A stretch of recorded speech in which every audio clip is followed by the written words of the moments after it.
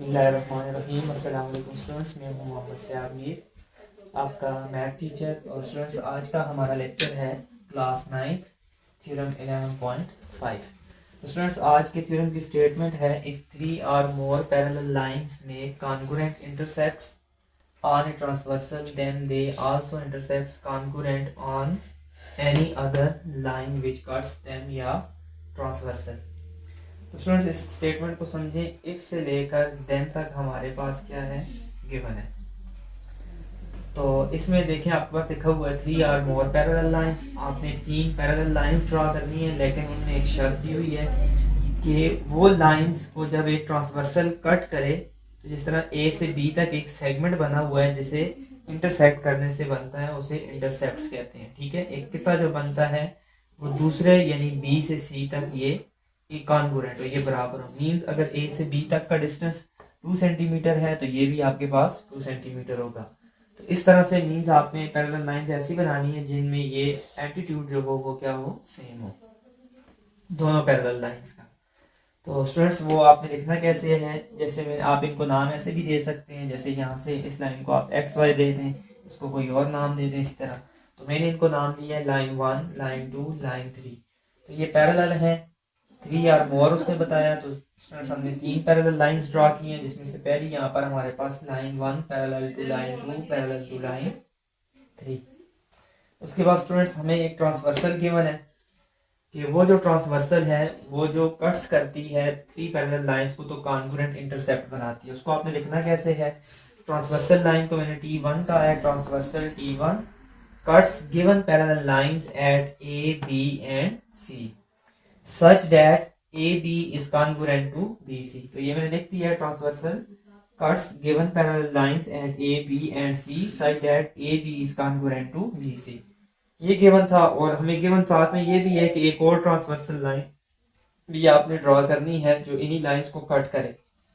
तो मैंने लिखा है T2 another line which cuts given parallel lines at M, N and P। उन्हीं पैरेलल लाइंस को ये जो दूसरी लाइंस कट कर रही है, एम, एन और पी पे कट कर रही है। तो स्टूडेंट्स, यहाँ तक हमें ये गिवन था। अब जिस तरह उसने बताया है कि T1 जिस तरह से कट करती है, तो आपके पास ये कॉन्ग्रुएंट इंटरसेप्ट्स बनते हैं। इसी तरह से अगर कोई और पैरेलल लाइन कट करेगी तो वो भी कॉन्ग्रुएंट इंटरसेप्ट्स बनाएगी। ये हमने प्रूव करना है। मीन्स हमने ये प्रूव करना है कि एम से एन तक का डिस्टेंस और एन से पी तक का डिस्टेंस, ये जो दो इंटरसेप्ट्स बन रहे हैं ये भी कॉन्ग्रुएंट है। तो ये लिखा हुआ भी है, they also intercept congruent on any other transversal. Students, हमें क्या प्रूफ करना है, measurement of M N is congruent to measurement of P N. तो ये कॉन्ग्रुएंट इंटरसेप्ट हमने प्रूव करना है। उसके लिए स्टूडेंट्स आपने एक छोटी सी कंस्ट्रक्शन करनी है। अब वो कंस्ट्रक्शन क्या है, वो डॉटेड लाइन में आपको नजर भी आ रही होगी, और उसको आपने लिखना कैसे है वो भी मैं आपको बता देता हूँ। स्टूडेंट्स, आपने क्या करना है, जैसे ए बी लाइन है, इसके पैरेलल में आपने एक लाइन ड्रॉ करनी है एम वर्टेक्स से, एम से आर तक जो मैंने ये एक डॉट लाइन है। अब इसको करने का तरीका क्या है स्टूडेंट, जितना ए से एम तक का डिस्टेंस है उतना आप ए बी से यहाँ तक ले आए, एक पॉइंट लगाएं जिसको मैंने आर दिया, और उसको उस वर्टेक्स से ज्वाइन कर दें। इसी तरह जितना बी से एन तक का डिस्टेंस है उतने पे आप क्या करें, यहाँ पे पॉइंट लें, उस पॉइंट को कोई नाम दें, ठीक है, और उसको एम से ज्वाइन कर दें, तो ये आपके पास पैरेलल लाइंस बन जाएंगी। मींस ए से एम तक का डिस्टेंस यहाँ से बी से रख के मेजर करें, वो इस पॉइंट तक बनता था, इसको मैंने एम से ज्वाइन कर दिया। बी से एन तक का डिस्टेंस जो है वो इस तरह से लाइन 3 पैरेलल लाइन में यहाँ से सी से एस तक बनता है, तो इसको मैंने एस पॉइंट दिया और सामने वाले वर्टेक्स से ज्वाइन किया। अब हमने क्या किया, M R parallel line draw की, draw M R parallel to A B, and दूसरी कौन सी लाइन है, N S parallel to B C. और हमने एंगल दे दिए 1 और इसके क्रॉसपेंड में 2 आता है, 3 और इसके क्रॉसपेंड में 4। यहाँ पे आपने लिख देना है लेबल्ड एंगल 1 टू एंगल 4। तो ये होगी हमारे पास कंस्ट्रक्शन। अब स्टूडेंट्स, अगर आप देखें तो हमारे पास नेक्स्ट जो स्टेटमेंट आ जाएगी वो क्या आ जाएगी, प्रूफ की। और प्रूफ में हमारे पास मजीद दो सब हेडिंग्स होती हैं, स्टेटमेंट और रीजंस। अब स्टूडेंट्स यहाँ पर देखें, आपके पास ये जो ऊपर वाली हमारे पास एक रेक्टेंगल बन रही है, पैरेललोग्राम बन रही है, इसमें देखें ये लाइन 1 और लाइन 2 तो पैरेलल है। आपने सबसे पहले ये लिखना है कि लाइन 1 जो है वो पैरेलल है किसके, लाइन 2 के। ये आपके पास क्या है, गिवन है। और स्टूडेंट्स ए बी पैरेलल है एम आर के, तो A B parallel to M R या M R parallel to A B. ये स्टूडेंट्स हमने क्या की है, कंस्ट्रक्शंस। अब पेयर ऑफ साइड्स पैरेलल हो तो स्टूडेंट्स वो क्या होती है, पैरेललोग्राम होती है। तो ये पैरेललोग्राम बन गई, ठीक है। आप लिखते हैं therefore A M R B या A B R M, A B R M is parallelogram. अब ये पैरेललोग्राम क्यों है, आपने लिख देना है ऑपोजिट साइड्स आर पैरेलल। इसकी जो ऑपोजिट साइड्स हैं वो पैरेलल है। सेम इसी तरह से हमारे पास जो है वो स्टूडेंट्स ये जो ए बी पैरेलल है किसके आ जाएगी, इसके एम आर के, और ए एम पैरेलल आ जाएगी बी आर के, क्योंकि ये नहीं दो लाइंस का पार्ट है तो ये पैरेललोग्राम होगी। इसी तरह से नीचे भी हमारे पास L2 और L3 पैरेलल हैं, और इसी तरह से BC और NS पैरेलल हैं। तो ये जो नीचे बन रही है BC SN, ये भी क्या है, पैरेललोग्राम है। तो ये हमारे पास दो पैरेललोग्राम्स हैं। आप लिख लें, दोबारा उसको ये चीजें लिखने की जरूरत नहीं है। आप लिखें सिमिलरली BCSN इज पैरेललोग्राम, ठीक है। अब सिमिलरली जो हमने इसका लिखा है तो इट्स मीन कि हमने जो पिछले जो पैरेललोग्राम लिखी है उसकी बेस पे हमने ये बात की है। अब स्टूडेंट्स हमने ये प्रूव किया कि ये दो पैरेललोग्राम है। तो पैरेललोग्राम की ऑपोजिट साइड्स क्या होती हैं, कॉन्ग्रुएंट होती हैं। तो ए बी कॉन्ग्रुएंट होगी, measurement of A B is congruent to measurement of M R, ठीक है। तो हम लिखेंगे ये क्या है, ऑपोजिट साइड्स हैं किसकी, पैरेललोग्राम की, तब ये कॉन्ग्रुएंट है। इसके अलावा स्टूडेंट्स देखें BC किसके कॉन्ग्रुएंट आ जाएगी, measurement of BC is congruent to measurement of आ जाएगा आपके पास क्या जी, NS, मेजरमेंट ऑफ NS। इसको आप इक्वेशन नंबर 1 दे दें, इसको इक्वेशन नंबर 2 दे दें, और ये भी हमारे पास सेम वही रीजन आ जाएगा, ये ऑपोजिट साइड है। अब हमें केवल ये था कि AB और BC दोनों क्या है, कॉन्ग्रुएंट है। तो measurement of AB is congruent to measurement of BC। इसका रीजन आपके पास क्या आ जाएगा स्टूडेंट्स, गिवन। और इसको आप इक्वेशन नंबर क्या दे दें, 3 दे दें। अब देखें AB की वैल्यू पुट करें वो MR आ जाएगी, और BC की वैल्यू पुट करें वो NS आ जाएगी। यानी आपने इक्वेशन 1 और 2 को इक्वेशन 3 में यूज कर देना है। तो AB की जगह हम उसकी वैल्यू लिख लेते हैं, measurement of MR is congruent to, और BC की जगह हम वैल्यू लिख लेते हैं उसकी जो कि है मेजरमेंट ऑफ NS।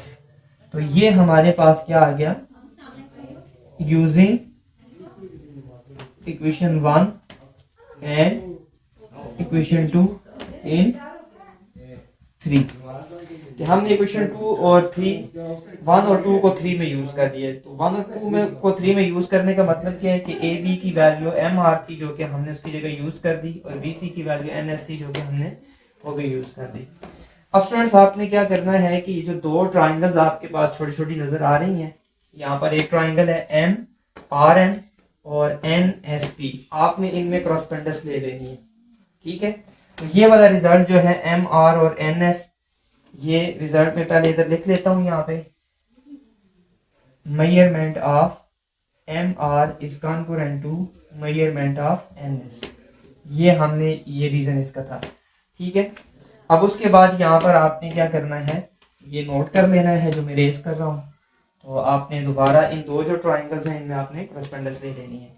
आपने क्या लिखना है, in triangle MRN is congruent to corresponds लेनी है आपने, तो क्रॉसपेंडस का साइन डालना है, in triangle NSP।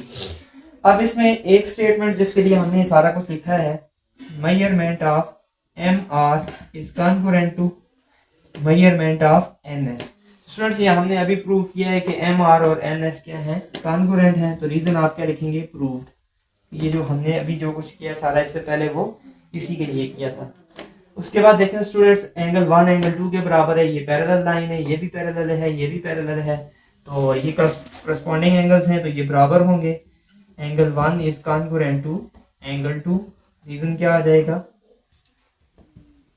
Corresponding angles. उसके बाद आप देखें तो 3 और 4 भी बराबर है। Measurement of angle 3 is congruent to angle 4। तो स्टूडेंट्स ये जो है इनका भी सेम वही रीजन आ जाएगा। अब 3 स्टेटमेंट पूरी हो गई हैं। अब हमने क्या करना है कि ये हमारे पास प्रूव हो गया कि triangle MRN is congruent to triangle NSP। तो ये दोनों ट्राइंगल्स हमारे पास क्या हैं, कॉन्ग्रुएंट है। अब इसका रीजन क्या है, हमने एक साइड लिखी, हमने चेक करना है ये जो साइड है ये एंगल 1 और 3 के दरमियान में है या सब साइड पे। तो स्टूडेंट्स देखें जो हमने साइड लिखी है वो कौन सी थी, ये हमने लिखी है MR, तो 1 और 3 लिखे हैं ये उनके दरमियान में है, तो इसका पोस्टुलेट बन जाएगा angle side angle postulate, angle side angle postulate. क्योंकि स्टूडेंट्स हमने ये एंगल लिखा है उसके साथ ये जुड़ी हुई साइड थी, फिर हमने ये एंगल लिखा है तो एंगल साइड एंगल, इस तरह इसका भी एंगल साइड एंगल, तो ये इसलिए इसको। अब स्टूडेंट्स हमने ये क्रॉसपेंडस क्यों ली थी, क्योंकि हमने ये प्रूव करना था कि MNP के बराबर है। उसके लिए जो हमने छोटी छोटी दो ट्राइंगल्स बनाई हैं ये उनके क्रॉसपेंडिंग पार्ट है, तब हमने इनमें क्रॉसपेंडस लेकर इनको कॉन्ग्रुएंट प्रूव किया है। अब इसके लिए हमारे पास दो स्टेटमेंट तो थी हमारे पास कि 1 और 2 एंगल बराबर है, 3 और 4 बराबर है, लेकिन तीसरी स्टेटमेंट हमारे पास कोई नहीं थी जिसको प्रूव करने के लिए जरूरी होती है। तो वो हमने सबसे पहले ये जो कंस्ट्रक्शन की है, ये पैरेलल हैं, ये पैरेललोग्राम प्रूव किया, तो ये पैरेललोग्राम की अपोजिट साइड्स हैं, ये बराबर होंगी, ये इसके बराबर होगी। तो ये सारा कुछ मैं आपको ऑलरेडी समझा चुका हूँ कि MR और NS ये इसके लिए हमने सारा कुछ किया था। अब जो चीज हमने प्रूव करनी थी वो प्रूव हो गई है, hence prove measurement of MN is congruent to measurement of NS। अब इसका रीजन क्या आ जाएगा, बाय CPCTC। अब CPCTC से मतलब क्या है students, corresponding part of congruent triangles are congruent. तो स्टूडेंट्स यही रिजल्ट हमने प्रूव करना था, ये था हमारे पास आज का थ्योरम 11.5। स्टूडेंट्स ये थोड़ी सी एक मिस्टेक थी हमारे पास कि हमने जो प्रूव करना था वो M से N और इसके क्रॉसपेंड में NP आता है, NS सॉरी ये ऑलरेडी हमने लिख दिया NS, यहाँ पर NS नहीं आता, ये NP या PN आता है, और यही रिजल्ट हमने प्रूव करना था।